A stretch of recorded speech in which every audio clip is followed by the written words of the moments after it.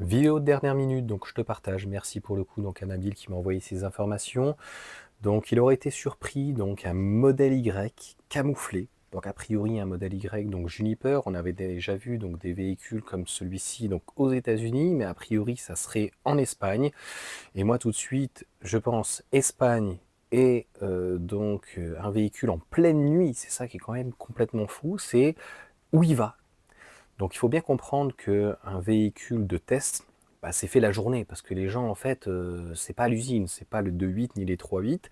Donc, enfin, tu regardes les véhicules espions, tu regardes sur le Nürburgring, mais ailleurs, déjà, on a déjà vu, par exemple, des Porsche, des Boxster, par exemple, qui, 2-3 ans avant, sont déjà en phase de test. Là, il va où ce véhicule? Donc, modèle Y, Juniper, peut-être. J'ai eu des informations encore un peu plus, mais je te délivre déjà ça, c'est déjà énorme. Et il semblerait que le modèle Y Juniper soit peut-être non pas en phase de test, mais soit déjà en train d'être produit donc à Berlin. De toute façon, le suspense, il ne va pas durer très longtemps. On est mercredi soir. On va le savoir lundi. Et j'avais eu une question en me disant ouais mais Johan peut-être que finalement ça va y être, et je lui avais répondu et je m'étais répondu et m'ai dit dans la tête ouais mais il faut dans ces cas-là qu'il y ait entre guillemets une remontée de véhicule.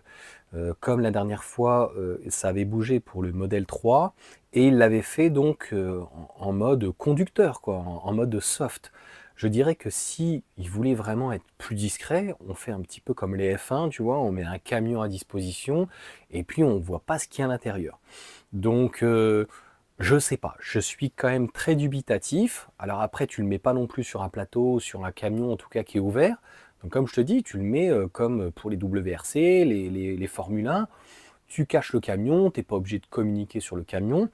Mais donc ce véhicule en pleine nuit, il va où? Il monte où? Il fait quoi? Et exactement donc d'où il vient. Enfin, on ne fait pas des phases de test en pleine nuit. Bah, voilà, c'est du jamais vu.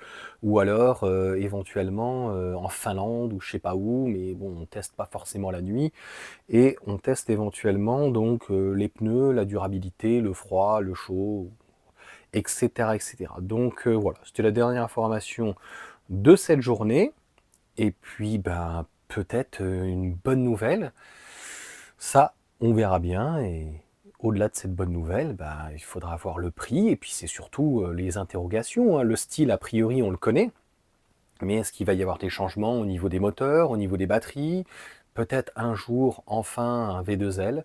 Donc, c'est éventuellement ce qui peut manquer donc, à Tesla. Et puis après, moi ce qui m'intéresse plus, c'est la compacte, puisqu'on sait que Berlin va s'agrandir, et c'est pas pour le modèle Y, et malheureusement pour le modèle 3, peut-être le robotaxi, et puis demain d'ailleurs, on sera le 10, logiquement, si je ne dis pas de bêtises, donc peut-être des nouveautés. Allez, sur ce, ciao à tous.